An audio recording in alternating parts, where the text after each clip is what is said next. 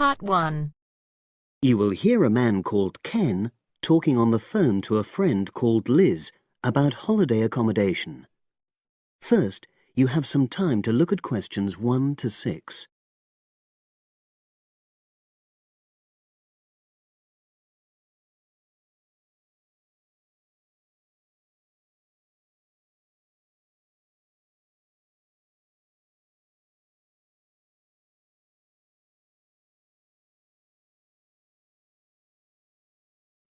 Now we shall begin.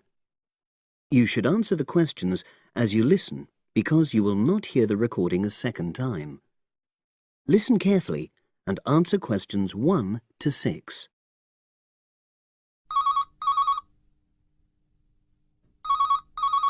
Hello? Hi Liz, it's Ken here. Hi, Ken. Nice to hear from you. Are you... This is just a quick call, but Mary and I have just been talking about our summer holiday. We haven't booked a place yet, and we've left it a bit late. We were just wondering if you know of any holiday rentals in your area. It's so nice there. Well, yes.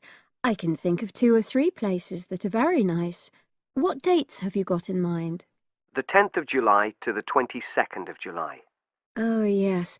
That is quite soon, isn't it? Well, there's a place near here called Moonfleet. Is that MOONFLEET? That's right.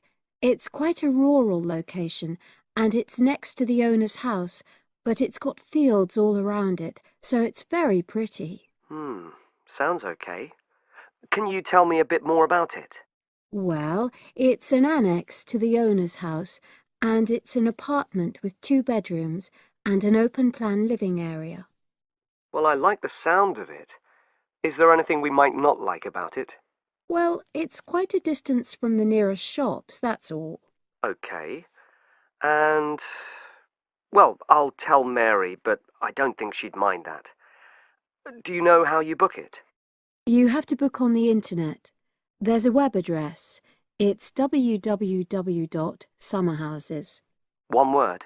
Yes, then .com. You'll be able to look at a photograph on that. Okay. And what about the others? Where are they? The second one I'm thinking of is called Kingfisher, and that's even more rural. It's a really beautiful location, in fact.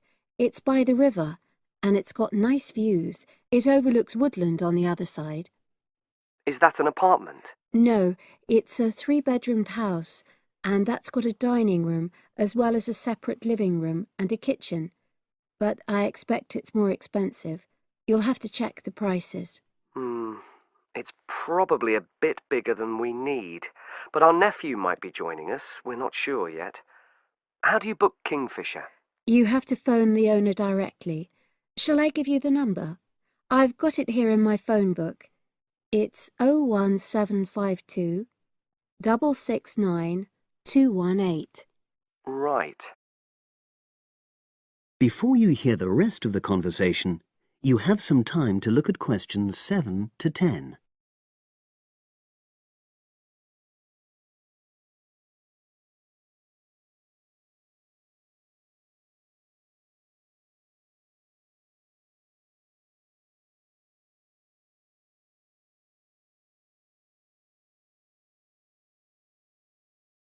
Now listen and answer questions 7 to 10.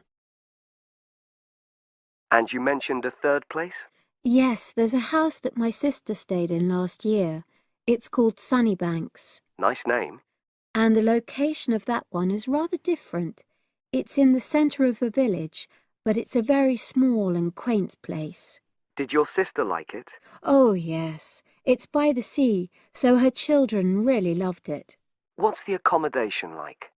I'm not sure about the number of rooms, because I haven't been in it myself, but I think she said it's quite spacious, and I know it's got its own garden.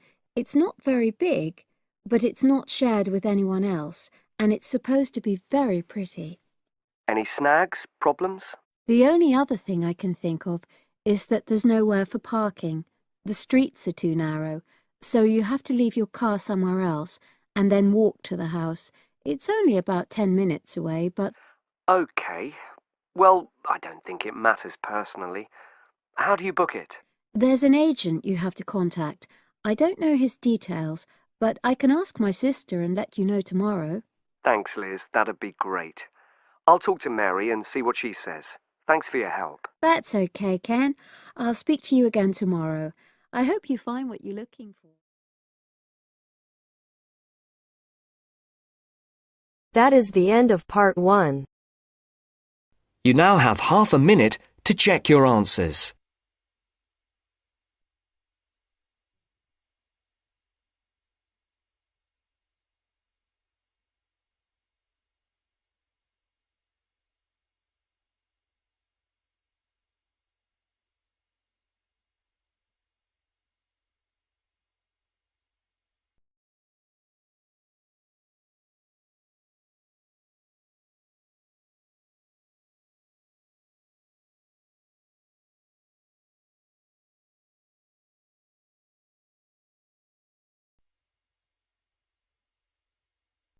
Now turns to part 2. Part 2. You will hear a trainer giving a talk to people who want to learn outdoor survival skills. First, you have some time to look at questions 11 to 16.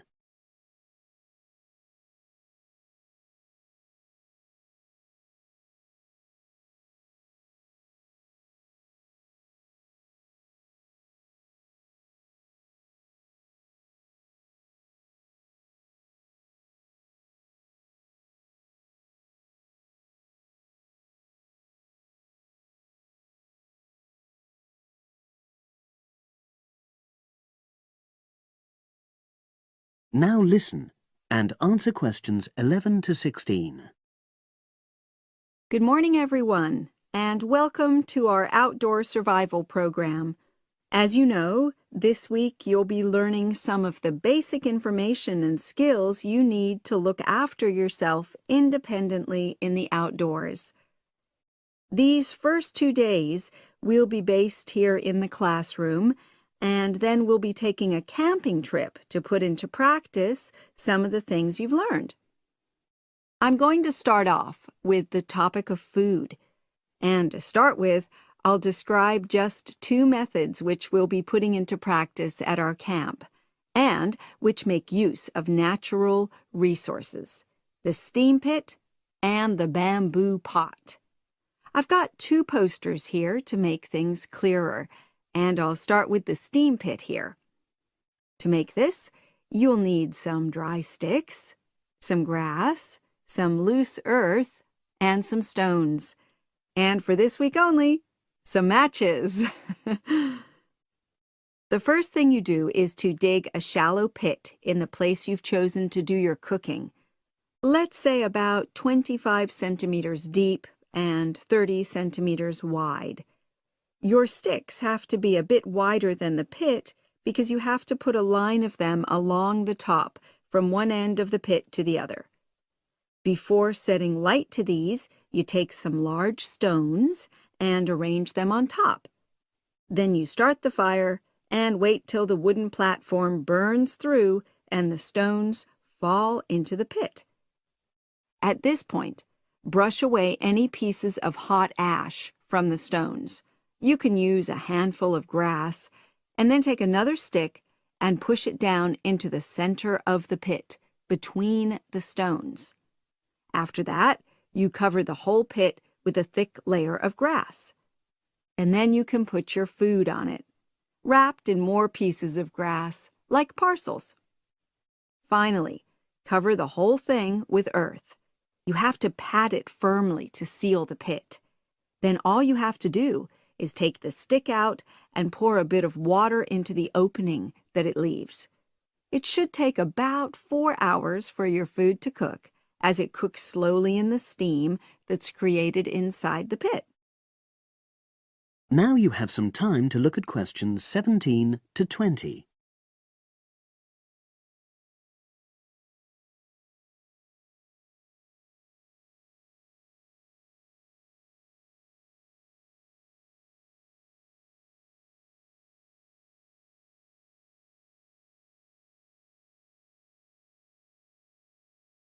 Now listen and answer questions 17 to 20. So, simple but effective. The other method you're going to practice this week is the bamboo oven. Now, the steam pit is ideal in certain conditions because the heat is below ground level. For example, if there's a strong wind and you're afraid a fire might spread. But when it's safe to have an open fire, you can use the bamboo oven method. You get a length of bamboo, which, as you probably know, is hollow and consists of a number of individual sections with a wall in between. You use a sharp stick to make a hole in each of the dividing walls apart from the end one. Then you lean the bamboo over a fire, with the top propped up by a forked stick and the bottom sitting on the ground.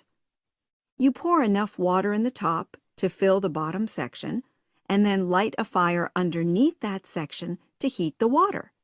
Then you put your food inside the top section, and the steam coming up the bamboo through the holes you made cooks it.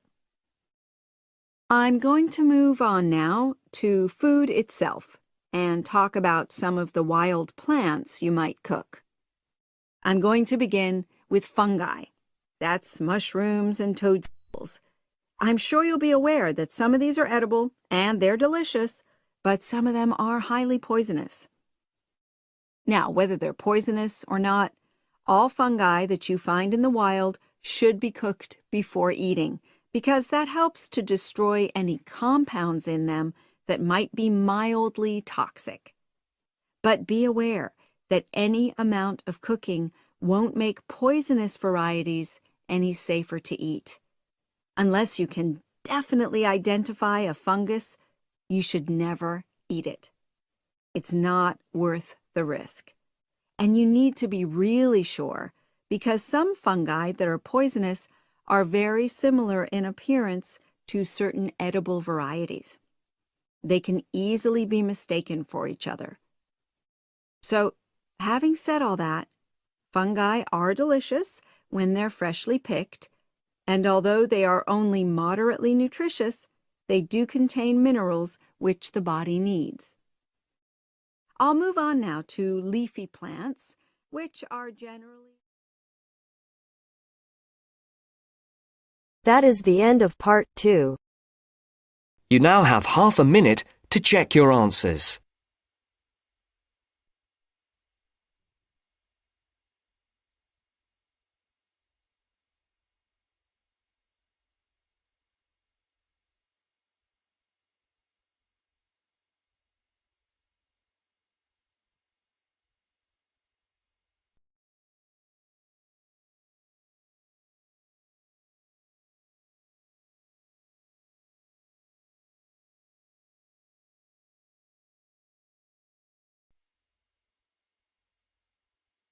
Now turns to part 3.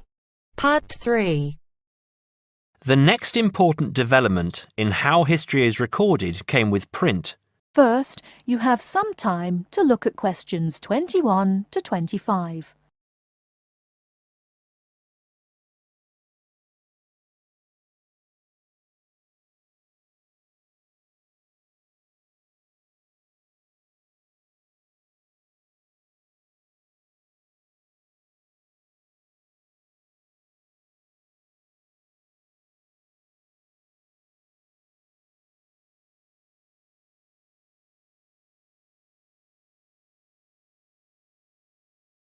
Now, listen carefully and answer questions 21 to 25. The next important development in how history is recorded came with print. In the 8th century, the Chinese invented paper and woodblock printing. Remember that up to this time, very few people could read and write, and so only a very small number of people could understand written history. Suddenly, many books appeared, and many more people learnt to read. In the 14th century, the first printing press was invented in Germany. This reduced how long it took to produce books. The new printing technique quickly spread to other parts of the world. More books appeared, and even more people learnt to read. The first printed newspaper appeared in 1605, and the first daily newspaper in 1702. Now, people could read news stories soon after the event happened, and every event was recorded and stored. The problem with newspaper history is that newspaper reporters could tell the stories they wanted to tell, and not necessarily the truth. Photography was the next important development. We generally agree that photography was born in 1839. Some of the earliest photographs that the public saw were images of the American Civil War. Before you hear the rest of the talk, you have some time to look at questions 26 to 30.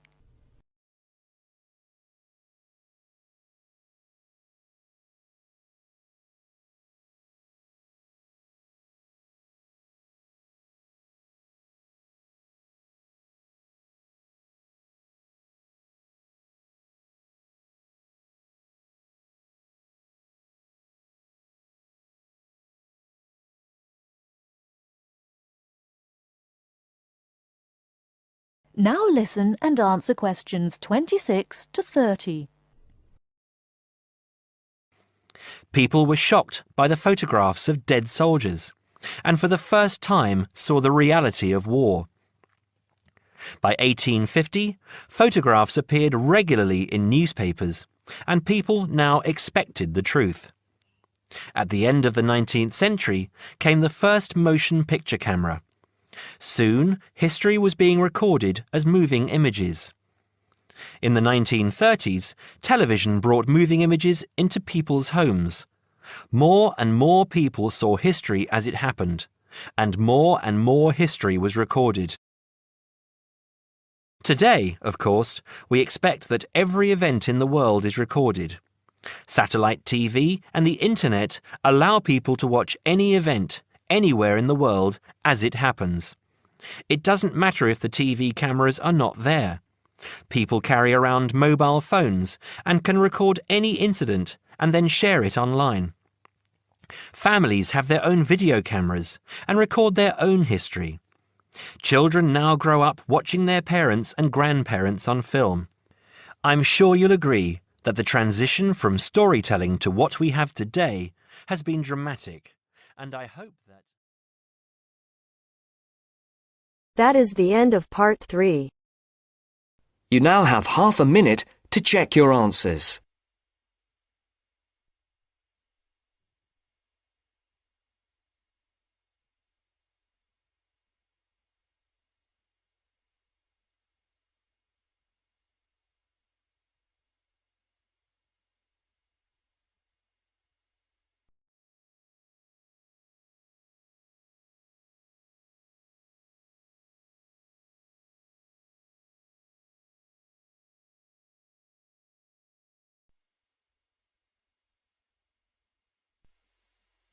Now turns to part 4. Part 4. This is Jane Frost with this morning's edition of Wake Up with Frost. First, you have some time to look at questions 31 to 40.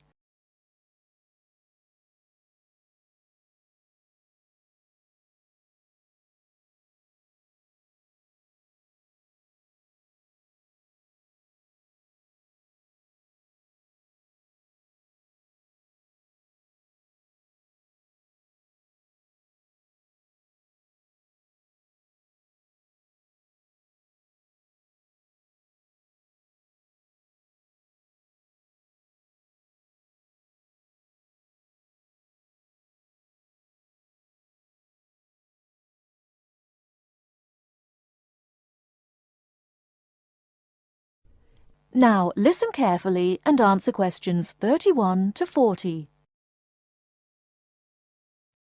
Good morning.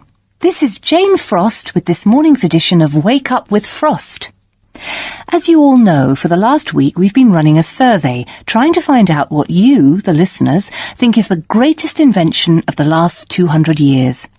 The response has been amazing, double the amount we had last year, so thanks to all of you for taking part. We've had about 2,000 responses online and about the same on our phone lines. The lines are now closed, and this morning I can announce what the results were. So, here it is.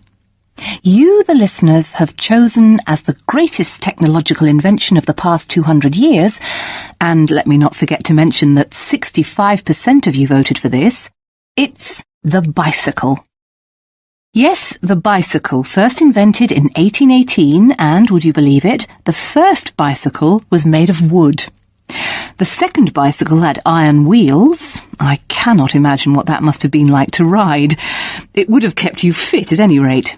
But for me, the best thing about the bicycle was what it did for women's rights.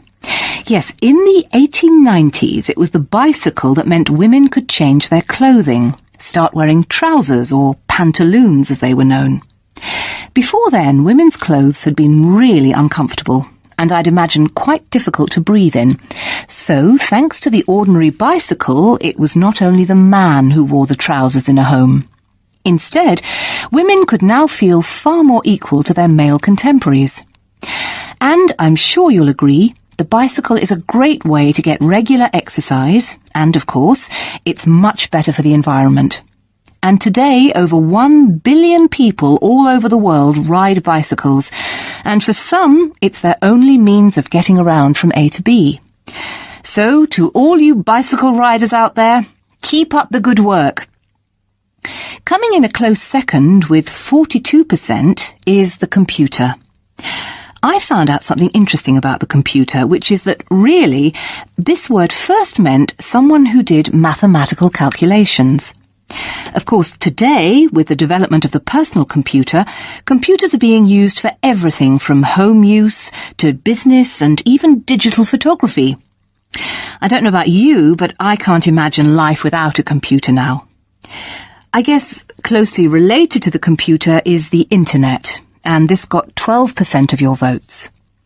Maybe, like myself, many of you might think of the internet as being the World Wide Web, but actually the web is only one part of the internet.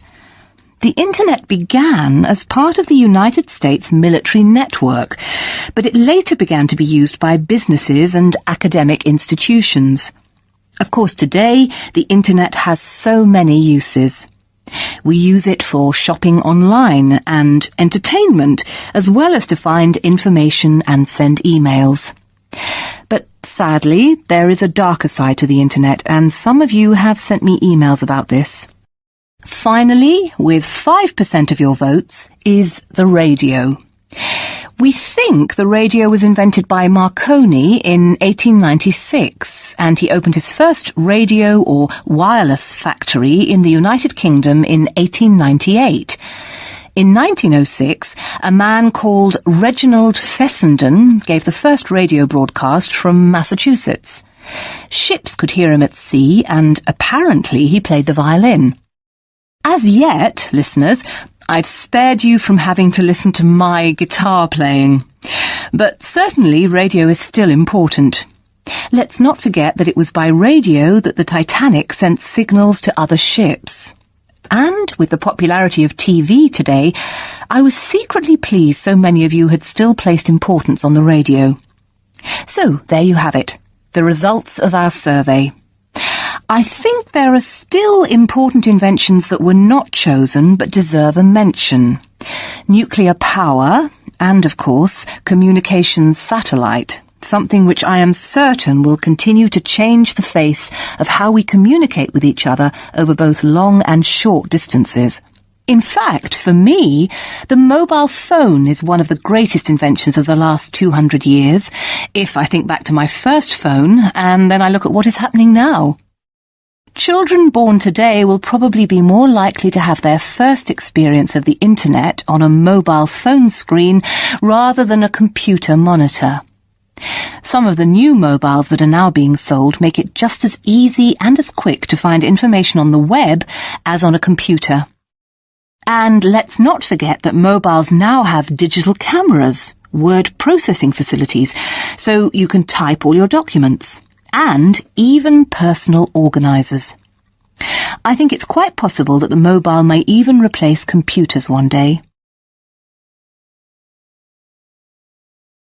That is the end of part 4. You now have half a minute to check your answers.